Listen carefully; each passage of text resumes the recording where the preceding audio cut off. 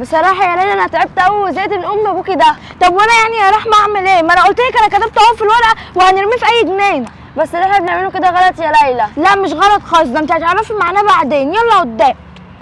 ايه يا بابا؟ يا ليلى ايه يا بنتي؟ مستعجلين على ايه؟ في ايه؟ رايحين فين ولا جايين منين؟ يلا يا بابا ده احنا خارجين كلنا. خارجين ايه وانا يا بنتي بتاع خروجات؟ ما انت عارفه ان انا تعبان وبقعد في البيت. تعالى بس يا بابا هنقعدك في الشمس في الجنينه عشان عظمك يفك، انا شايفاك تعبان. شايفاني تعبان؟ اول مره يعني تحصل منك. يلا يا بابا. غريبه يعني يا حبيبه طلبت ان انت تقابلي عم كاني النهارده. الصراحه يا سلمى هو وحشني قوي وعوزت اسلم عليه، وكمان انا حلمت حلم وحش قوي بيه. ايه هو الحلم الوحش؟ لا مش هينفع اقوله لك دلوقتي، اما اقوله له هو الاول، بعد كده هو يفسره لي وهقوله لك على طول. ماشي؟ طيب ماشي. تعالي طيب نروح نشوف. بس انا خايفه ان الحلم ده يتحقق. لا ان شاء الله خير. خير ان شاء الله. ما يا بنتي الجنينه كلها شمس وانت عماله تلفيني فيها زي المكوك ليه؟ خلاص يا بابا احنا وصلنا اهو، انت هتقعد هنا عقبال ما نروح نجيب غدا ونيجي. هقعد في الارض هنا؟ ايوه يا بابا في الشمسيه دي عشان عظمك يرد كده. عضني يرد؟ طب كنت قولي لي، طب كنت جبت كرسي معايا بدل ما اقعد في الارض كده يعني. لا يا بابا مش مستاهله كرسي ولا حاجه، وخد الورقه دي عشان لو اتاخرنا عليك تدي لاي حد الرقم ده يرن علينا. وانتوا اللي هيأخركوا عليا؟ مش هيتاخر يا بابا، بقول لك لو اتاخرنا يعني. طب حاولوا ما تاخروش عليا عشان انا تعبان اصلا وجسمي وجعني. ماشي يا بابا ما تقلقش. ماشي اما اشوف. والله انا بقلق منكم مش عارف ليه. يا باي. يا عظمي انا اللي اتفشفش. انا مش عارف ايه الهدف في دماغهم يعني. وايه الورقه دي يا ترى اللي مكتوب فيها؟ يا ترى بقى يا سلمى عم هاني راح فين؟ احنا كسرنا الباب ومفيش حد فوق. يمكن خدهم وخرج. عم هاني ما بيخرجش خالص، بس غريب يعني ان هو مش فوق. ايه يا حبيبه؟ ايه يا ليلى عامله ايه؟ الحمد لله، انت عامله ايه؟ كويسه الحمد لله. بقول لك ايه يا ليلى؟ ايه يا حبيبه؟ هو عم هاني فين؟ انا طلعت فوق الشقه عندكم ما لقيتش حد خالص. عمك هاني؟ عادي ممكن انت تلاقيه عند واحد صاحبي. بس خير يا حبيبه، غريبه يعني اول مره تيجي تسالي عليه.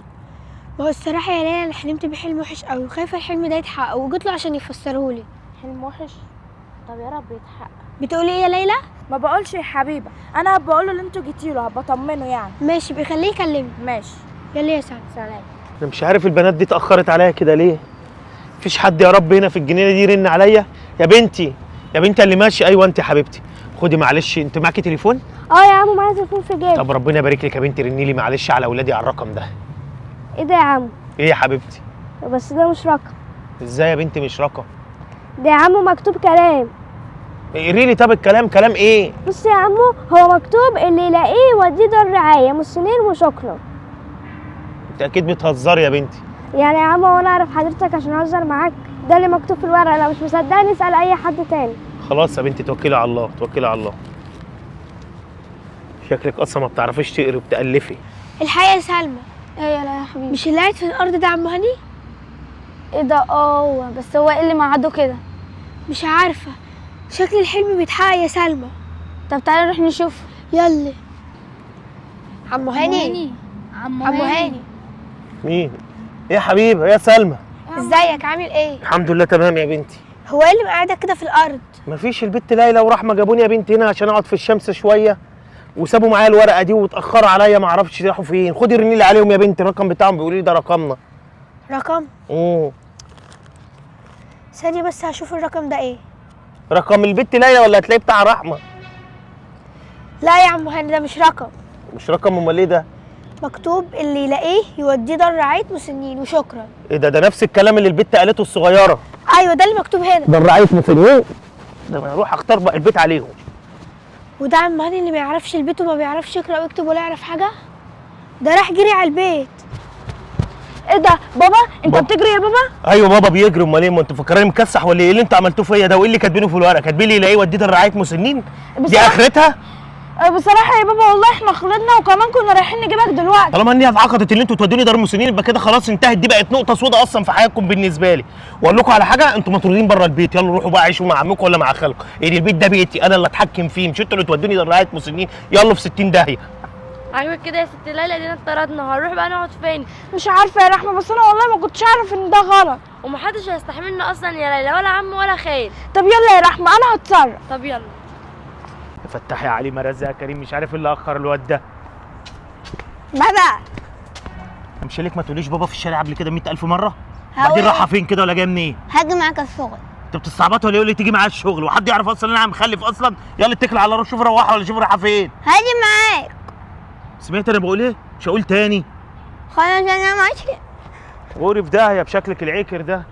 ليه كده يا عم؟ انا كنت بحبك قوي، ازاي تعمل؟ ايه يا رحمه؟ ايه يا ليلى عامله ايه؟ الحمد لله، وانت عامله ايه؟ تمام الحمد لله. مالك يا رحمه متضايقه ليه كده؟ لا لا يا ليلى مفيش حاجه. لا يا رحمه احكي لي ايه اللي مزعلك؟ صراحه كده يا ليلى شفت موقف ضايقني قوي. ده ايه يا رحمه الموقف اللي هيخليكي متضايقه قوي كده؟ عمو هاني يا ليلى. عمو هاني؟ مين عمو هاني ده؟ ده واحد جارنا يعني يا ليلى. طب جاركوا انت هو ضايقك في ايه يعني ولا عمل لك ايه؟ بصي يا ليلى احكي لك، انت كده كده مش غريبه اصلا. احكي يا رحمه وانا سامعاك. عمو هاني ده عنده بنت معاقه، بس مش قايل للناس عليها. مش قايل للناس عليها ازاي يعني؟ بص هو قايل للناس اللي هو اصلا مش متجوز، مفيش غيرنا بس اللي نعرف عشان احنا قدام الباب بتاعه. يا لهوي، معقوله بيستعر من بنته المعاقه؟ بالظبط كده يا ليلى، بيستعر منها وبره منها كمان. قصدك يعني يا رحمه اللي هو بيتبر من بنته؟ اه يا ليلى. وغير كده اللي مزعلني في موضوع حبيبه يا ليلى اللي هي غلبانه وانا بحبها قوي. طب ايه رايك يا رحمه نروح نشوفها ونشوف هو باباها بيعملها كده ليه؟ طيب يا ليلى يلا. يلا.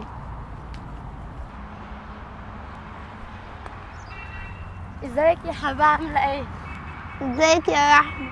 كويسه؟ الحمد لله. مالك بتعيطي كده ليه؟ عشان بابا زعقلي. زعلك ليه يعني يا حبيبه؟ يقول لي تقوليليش يا بابا في الشارع. ما تقولوش يا بابا، امال هتقولي له ايه يعني؟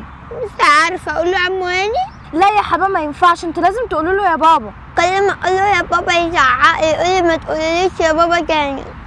بعدين انت مالك؟ هو انت من اصلا؟ دي صاحبتي يا حبيبه. صاحبتك مش تقولي لي من بدري وانا كده عبيطه عماله تتكلم معاها وانا معرفهاش؟ معلش بصي انا صاحبتك الجديده ومن هنا ورايح هنزل اقعد معاكي على طول. انا اسمي ليلى. ماشي يا ليلى وانا حبيبه. احسن الاسامي. شانكيو. طب ما هي رحمه عاقله اهي وبتقول سانكيو، عارفه يعني ايه سانكيو؟ يا بنتي لا، ما هي عاقله وكل حاجه بتعرف تتكلم، بس هي عندها حاجه في دماغها. استني يا رحمه، كانت بتقول عليا مجنونه؟ لا ما كانتش بتقول عليكي مجنونه ولا حاجه. يا رحمه سيبيني. بصي يا حبيبه مش قصدي كده، مش بقول عليكي مجنونه. امال ايه؟ كنت بقول عليكي انت كويسه وشخص محترم. هي بتقول ايه؟ انها عاقله، انت كنت قايله ان انا مجنونه. لا خلاص يا حبيبه حصل خير. ايه رايك يا رحمه نروح نكلم باباها؟ يلا يا ليلى فكره حلوه. هو باباكي في البيت؟ بابا هتلاقوه كده ماشي على الشغل، الحقوا اجروا. طب يلا ماشي يا تعالي حبيبتي. معانا. ماشي. عمو هاني.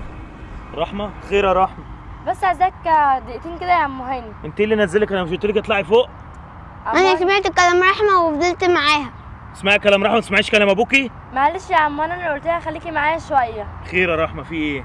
انا بصي يا عمو انا اقول لك حاجه. خير يا رحمه، ما تنجز عشان متاخر على شغلي. خير يا عمواني، بس هو انت متعصب ليه كده؟ مش متعصب، متاخر على الشغل. عايزاني ايه يعني؟ اعمل ايه يعني؟ ماشي دلوقتي يا عم هاني، حضرتك بتعامل حباب بنتك وحش قوي، كلنا عارفين اللي هي بنتك، ورحمه هي اللي لسه قايله اللي هي بنتك، وانت اللي بتتبر منها. ده انت قلت لهم بقى على كل حاجه. لا على فكره حباب ما اتكلمتش، رحمه هي اللي قالت لي، وانا زعلت قوي واتضايقت. يعني البني ادمين بيتمنوا ضفر عيل، حضرتك بتعامل بنتك كده؟ ما هو بصراحه يعني اسلوبها مستفز. يعني كل يوم وانا نازل رايح الشغل تجري ورايا في الشارع زي العيال الصغيره، وعايز اجي معاك الشغل وانا رايح العب ولا رايح الشغل.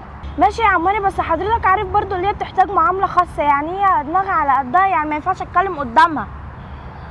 مش عارف اقول لك ايه بصراحه، والله انا الواحد تعب وزهق والله العظيم. ولازم تعرف الناس كلها اللي هي بنتك، ما ينفعش انت بتعمله ده. ازاي اقابل الناس يعني اقول لهم دي بنتي يعني بالعقل كده؟ ايه المشكله يا عماني؟ دي خلقه ربنا. هو بيشعر مني.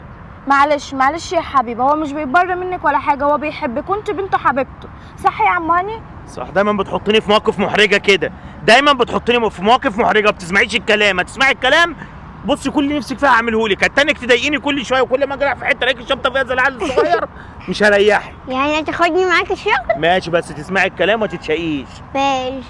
خلاص؟ انا هركب؟ قدام رحمه وحبيبه لو اتشقيت اعمل فيكي ايه؟ لا رجعني تاني. ماشي. ايه ماشي يا رحمه انت وليلى، خلاص اللي انتوا عايزينه هعمله.